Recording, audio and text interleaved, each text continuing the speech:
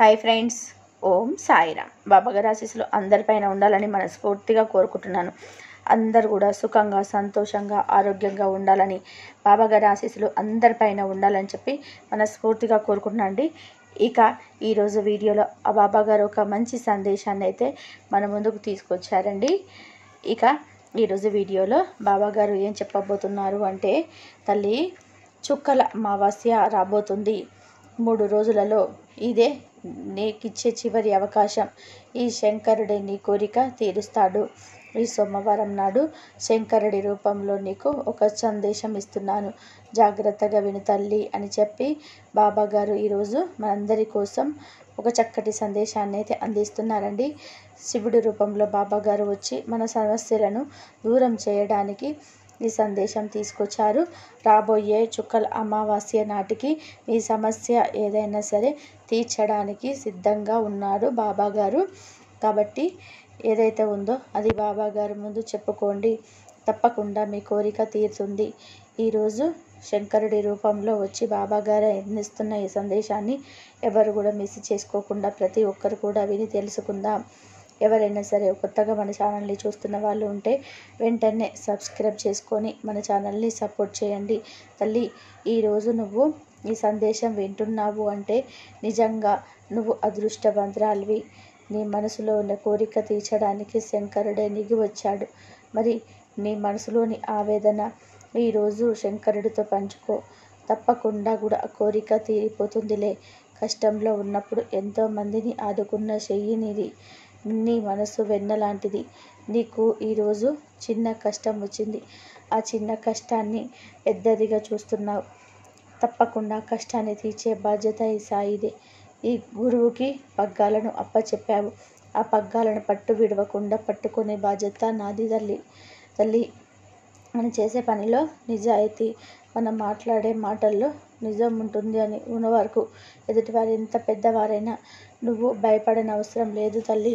ఎప్పుడు కూడా మన వైపు నుంచి కాదు, అప్పుడప్పుడు ఎదుటివారి వైపు నుంచి కూడా ఆలోచించే శక్తిని ఉండాలి. అప్పుడే ప్రతి ప్రశ్నకు సరైన సమాధానం నీకు దొరుకుతుంది తల్లి. 100 సమస్యలు వేధిస్తున్నా గుండె ధైర్యం అనే ఒకే ఒక్క ఆయుధం అన్నిటికీ కూడా సమాధానం చెప్తుంది. సంతోషం నేర్వలేని ఎన్నో విషయాలు కన్నీళ్లు మనకు నేర్పిస్తాయి. నేర్వలేని పాఠాలు ఎన్నో ఓటమి నేర్పిస్తాయి. స్నేహం లేని ఎన్నో జాగ్రత్తలు మోసాన్ని నేర్పిస్తాయి. తల్లి, నువ్వు ఎక్కడ ఎలా దగ్గాలో, ఎక్కడ ఎలా మసులుకోవాలో నేర్చుకో. రాముడంతటి వాడే రావణుడికి, కృష్ణుడంతటి వాడే కంసుడు మెచ్చలేదు. అందరూ మెచ్చేట్టుగా, అందరూ కూడా నచ్చేటట్టుగా జీవించాలనుకుంటే అంతకన్నా మూర్ఖత్వం మరొకటి ఉండదు తల్లి. ధనాన్ని చూసి దరిచేరే బంధువులు, అందాన్ని చూసి కలిగే ప్రేమ, అవసరం కోసం కలుపుకునే స్నేహం ఎన్నిటికీ కూడా ఎప్పటికీ శాశ్వతం కాదు. అలాంటి వారు నీ చుట్టూ ఉన్న వారితో కాస్త జాగ్రత్తగా ఉండు తల్లి. నిజానికి అబద్ధానికి తేడా ఏంటో తెలుసా? నువ్వు చెప్పిన అబద్ధాన్ని నువ్వే రక్షిస్తూ ఉండాలి, కానీ నిజం మాత్రం నిన్ను రక్షిస్తూ ఉంటుంది. అది ఎప్పటికైనా సరే తల్లి. ఎంతోమంది మనసులో కుళ్ళు కుతంత్రాలు ఇవన్నీ ఉంచుకొని గుళ్ళు గోపురాలు అంటూ తిరుగుతారు. భగవంతుడిని ఆరాధిస్తూ నటిస్తూ ఉంటారు, కానీ వారి మనస్సు అలా ఉండదు. ఎప్పుడు కూడా అచంచలమైనదిగా ఉంటుంది. అందరినీ దెప్పి పొడుస్తుంటారు. ఇలాంటి వారు ఈ ప్రపంచంలో ఎంతోమంది ఉన్నారు. నీతులు చెప్పేవారు ప్రతి ఒక్కరు కూడా గొప్పవాళ్ళు కాకపోవచ్చు. మనసుని మించిన ఈ తీర్థం లేదు తల్లి. శరీరాన్ని మించిన క్షేత్రం లేదు. అంతరాత్మను మించిన గురువే లేడు. జీవితాన్ని మించిన గ్రంథం లేదు. మరి నువ్వు ఎక్కడికో ఎందుకు పరిగెడతావు? నీలోనే ఉన్నాడు భగవంతుడు, నీతోనే ఉన్నాడు. నువ్వు నీలా బ్రతికి చూపించు. అంతేకాని ఎక్కడో భగవంతుడు ఉన్నాడని పరిగెత్తుకుపోయే అవసరం లేదు తల్లి. ఇక్కడ ఉన్న ప్రపంచం ఏ విధంగా బ్రతుకుతుందో, ఎంతమందిని బ్రతికిస్తుందో, ఎంతమందిని నిరాశనం చేస్తుందో అందరికీ తెలిసిందే. గుట్టురట్టు చేయడానికి ప్రయత్నం చేసే ప్రజలు, చుట్టూ నిన్ను నాశనం కోరే ప్రజలు, ఇలా నిన్ను బాధ పెట్టే ప్రజలు ఇలాగే ఉంటారు. కానీ నువ్వు బాగుండాలి, నువ్వు నీ వాళ్ళతో సంతోషంగా ఉంటేనే నాకు ఆనందం అనేవాళ్ళు చాలా అరుదు.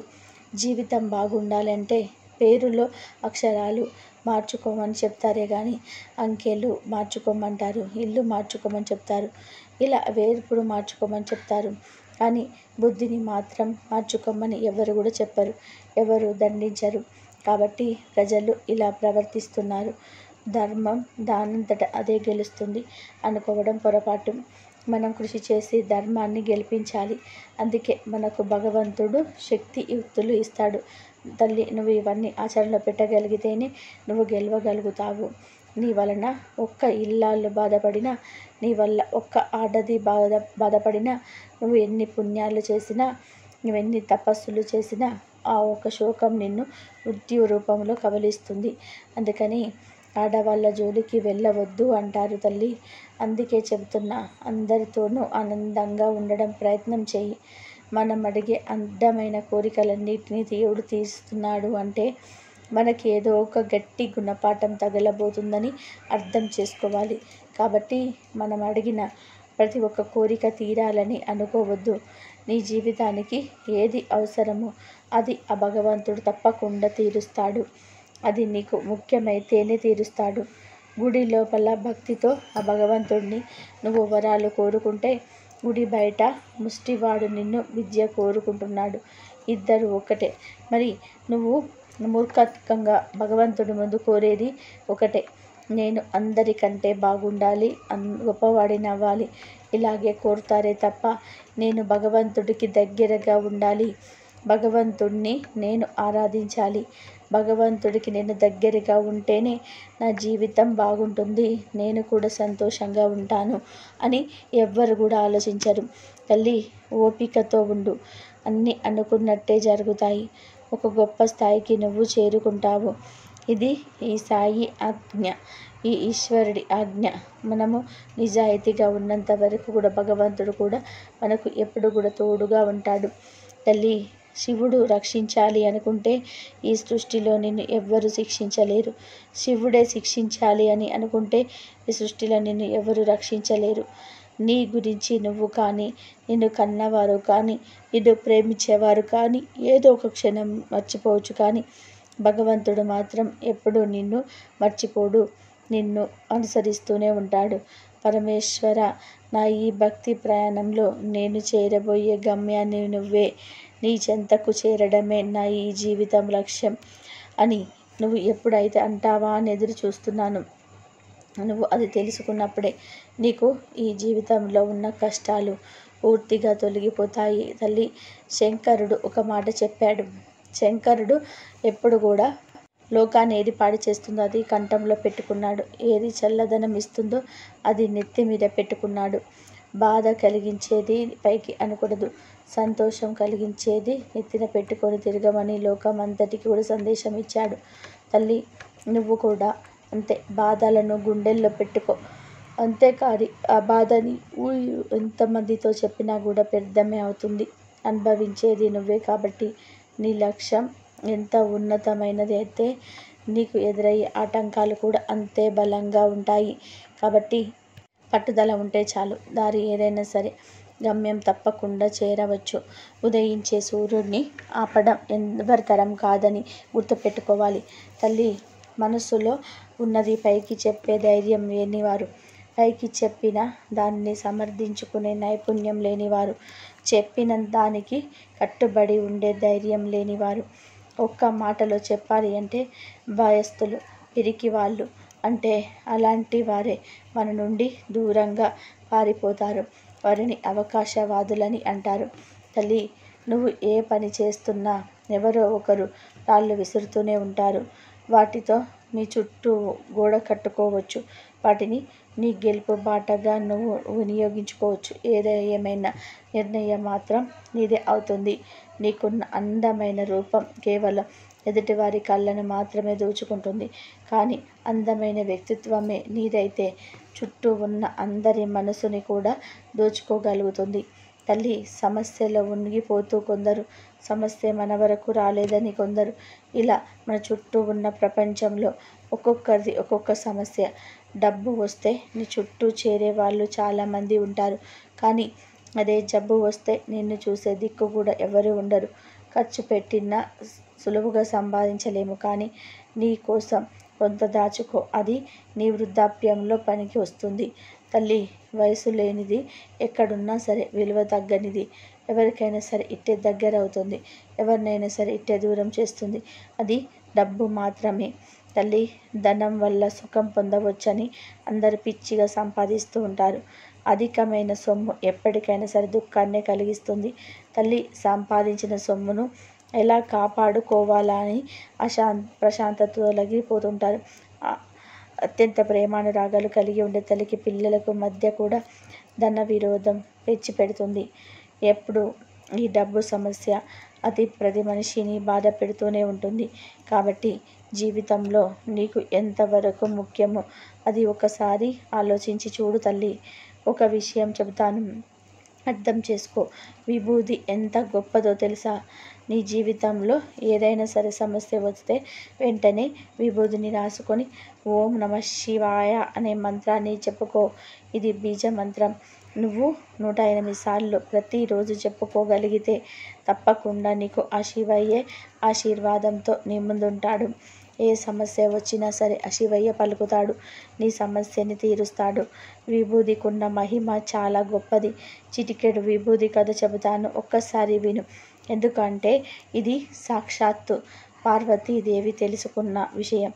సరస్వతీదేవి, లక్ష్మీదేవి బంగారు ఆభరణాలు నిండుగా వేసుకున్నారు.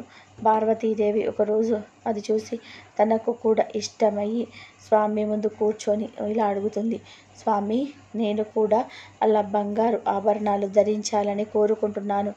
నాకు కూడా ఇలాంటివి నువ్వు చేయించగలవా అని అడుగుతాడు. అప్పుడు స్వామి ఇలా అంటాడు, నా దగ్గర ఏముంది, ఏమీ లేదు.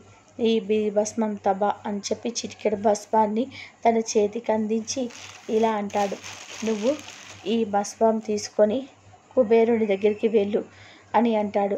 అది వినగానే పార్వతీదేవి ఆశ్చర్యపోతుంది. ఈ చిన్న భస్మంతో నేనేమి చేసుకోగలను?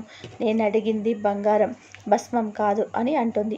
పార్వతి, ఈ భస్మాన్ని తీసుకెళ్ళి కుబేరుని చేతిలో పెట్టు, నీకు బంగారం దొరుకుతుంది అని అంటాడు.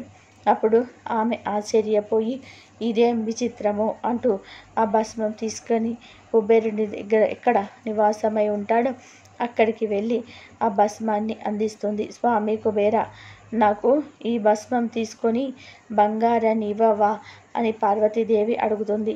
అది చూసిన కుబేరుడు పక్కపక్క నవ్వుతాడు. ఇంత చిన్న భస్మం తీసుకొని బంగారం ఇవ్వాలా అంటూ నవ్వుతాడు. అప్పుడు దానిని ఒక్క తక్కెడలో వేసి అటువైపు భస్మాన్ని ఉంచి ఇటువైపు వాళ్ళ ఇంట్లో ఉన్న బంగారు ఆభరణాలన్నీ కూడా తెచ్చి ఒక తక్కెడలో పెడతాడు.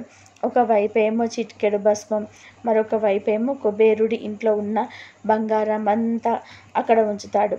అలా ఉంచిన తర్వాత తక్కెడ చూస్తే ఏ మాత్రం కూడా కదలలేదు, అది కొద్దిగా కూడా పైకి రాలేదు. ఇక ఇలా ఉండగా ఇది చూసిన కొద్దిగా ఆశ్చర్యపోయిన కుబేరుడు తన భార్యను పిలిచి తన భార్య నగలన్నీ కూడా తెచ్చి అందులో వేయమని చెప్తాడు. అయినా సరే అది కొద్దిగా కదులుతుంది, అంతేగాని ఇక తన తల్లి దగ్గరికి వస్తాడు. తన తల్లిని కూడా అడుగుతాడు, అమ్మ, నీ దగ్గర ఉన్న ఆభరణాలు ఇవ్వు అని. తన తల్లి దగ్గర ఉన్న ఆభరణాలు కూడా తెచ్చి పెడతాడు. ఏ మాత్రం కూడా కదలదు ఆ తక్కెడ. ఇక అప్పటికి తనకు అర్థమవుతుంది శివయ్య లీలేంటో, ఆ భస్మం యొక్క గొప్పతనం పార్వతీదేవికి కూడా అర్థమవుతుంది. ఇక పార్వతీదేవి, నాకు ఏ బంగారం వద్దు, నా భర్త ఇచ్చిన ఆ చిటికెడు విభూదిని నాకు తిరిగి ఇచ్చేసే అని చెప్పి కుబేరుడి దగ్గర నుండి ఆ విభూదిని తీసుకొని తిరిగి వెనక్కి వెళ్ళిపోతుంది. ఈ కథను బట్టి మనకు అర్థమైంది ఏమిటంటే విభూదికి ఉన్న మహిమ తెలిసి వస్తుంది. శివయ్య దగ్గర చిటికెడు విభూదిని తీసుకొని ఉన్న ఆ తల్లి పార్వతీదేవి ఎంత బంగారమైనా సరే తూగదు అని.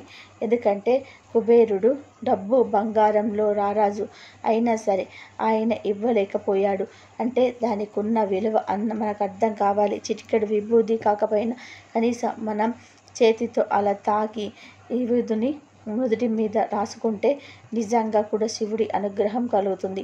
శివుడిని ఎప్పుడు కూడా మనసులో ధ్యానిస్తూ ఉండాలి. శివుడి కంటే గొప్పోడు ఈ ప్రపంచంలో ఎవరున్నారు?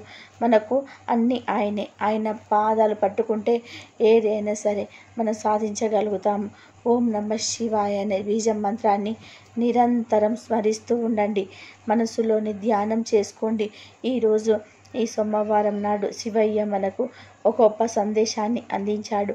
మరి జీవితంలోని ఏదైనా సాధించాలి, పట్టుదలతో మనం ముందుకు వెళ్ళి మన సమస్యలను మనమే పరిష్కరించుకోవాలి అనుకుంటే తప్పకుండా కూడా సాయి చెప్పినట్టుగా నడుచుకుందాం. సాయి పాటలో నడుద్దాం. మన ఈరోజు సాయి అందించిన సందేశం మీకు నచ్చినట్లయితే ప్రతి ఒక్కరు కూడా శ్రద్ధ సబూరి అని కామెంట్ చేసి మన సాయి బంధువులందరికీ కూడా అందేలాగా షేర్ చేయండి, లైక్ చేయండి. మళ్ళీ మరొక మంచి సందేశంతో మీ ముందుంటాం.